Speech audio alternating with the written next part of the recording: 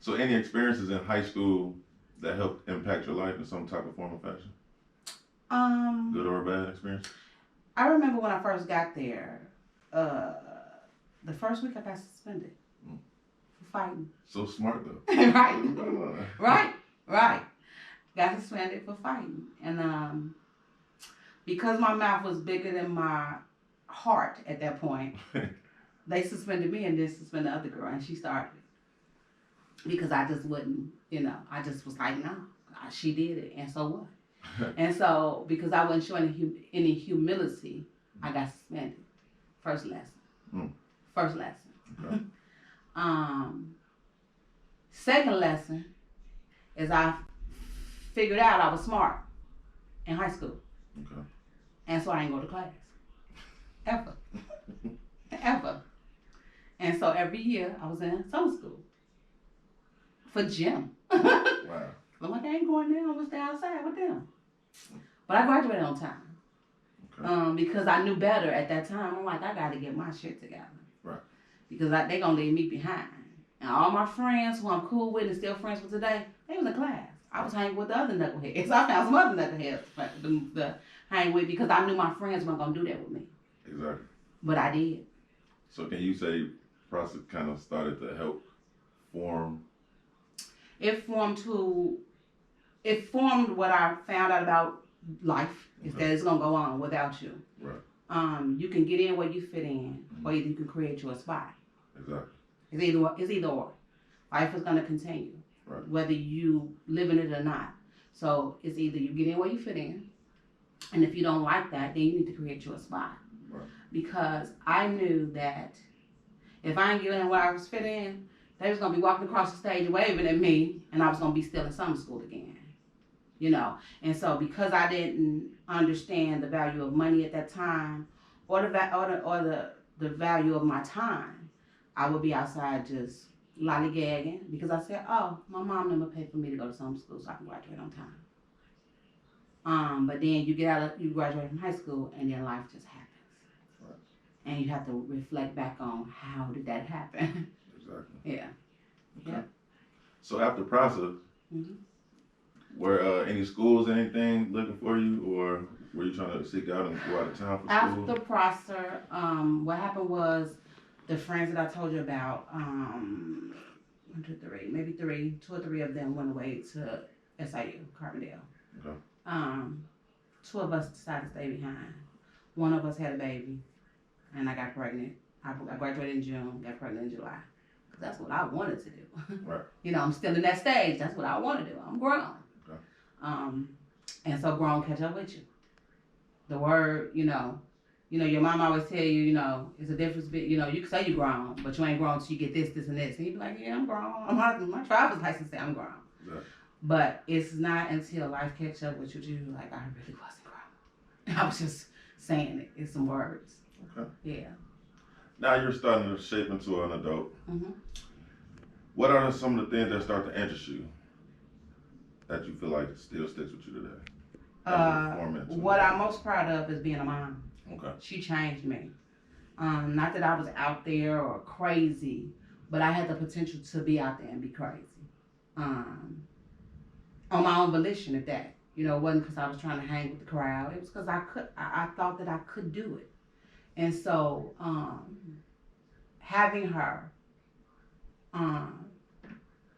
and wanted to be a mom to her the way my mom was to me, and the way I seen the other women in our family be a mom to their children. I was like, I want to be a mom. And so she changed me, that way. They molded me, but she changed me. The women in our family molded me because I saw good women. I saw strong women. I saw striving and thriving women.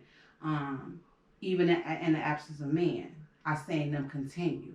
But when I had her, I was like, that's what I want to do. And so that interested me. I don't know what else. I have so many different interests. I just love people. Okay. I want to be the best at what I could be. I want to be the best sister. I want to be the best mother. I want to be the best granddaughter, the best cousin. And I fall short so many times. But I love my family. You know what I'm saying? And because I love my family, I've had to make hard decisions on my relationships with family because I love them so much. And so, I don't know, I just love my family, and I love my kids. I got 2 grandkids now, and I love my grandkids. And so, that is what motivates me most days. Okay. Is them. That's good. I like that. So, as you were having your kid and your children, do you feel like it was tough for you, or you feel like you had the necessary support? I had the necessary support because I was fortunate enough with my first child, Jessica, is that her dad, as young as we were, he was always active. Okay. Him and his family has always been active, has always been participatory, has always been in our lives, and have been strong proponents of raising children together and co-parenting and what that meant. He's 4 years older than me, and he taught me a lot of stuff that I didn't know as a mother. Okay. Just from a dad standpoint. And so what he and I learned is that we weren't good as a couple, but we were damn good as co-parents. Okay. And so still today, that's my best friend. That's my soulmate. Okay. Yeah. So I talked to some people about you. Okay. Very close to you. They had some outstanding comments. Would you like me to share them with you? Yes. Okay. Your cousin John said growing up, she was quiet, beautiful, and very, very, very smart. Oh. Curvy, I looked up to Shenell growing up. I admired her, and I looked at her as a role model coming up. Shenell is like the shield of our family. Tristan, she's more than a sister. She's like my mother. I don't think I would be the man I am today if it wasn't for her. She's my best, and she's my rock. Angela, I'll always remember me and her playing in the hallways because it was too cold to go outside as kids. Playing rock teacher in red light, green light were the best times. But she was very smart, confident, and caring, just like she is today. Your mother, Shenell did everything on her own. She's a leader and a hard worker. I don't know where she gets her high intellect from because it doesn't come from me or her dad. But I'm so proud of her and always have been. So hearing those comments, okay. How you feel about hearing those? I disagree with my mom because my daddy was highly intellectual. And when I say that, he dropped out of school. He didn't graduate from high school. But the man was quick-witted. Okay. And he could come back on you with a comment that you'd be like, what? And he was observant. Okay. And so I think sometimes intellect don't come from books.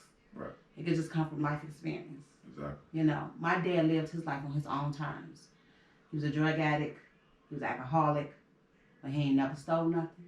And he ain't gonna steal. He'll tell you I ain't gonna steal from nobody. And I ain't going to jail. And he didn't do either one of those. And he worked. And he made money. And he worked legally and made money. He ain't never sell drugs. He just did, you know, he was dysfunctional with his. And so for me, that was intellect. Because he figured out how to do it his way. Right. From day one. And so, yeah.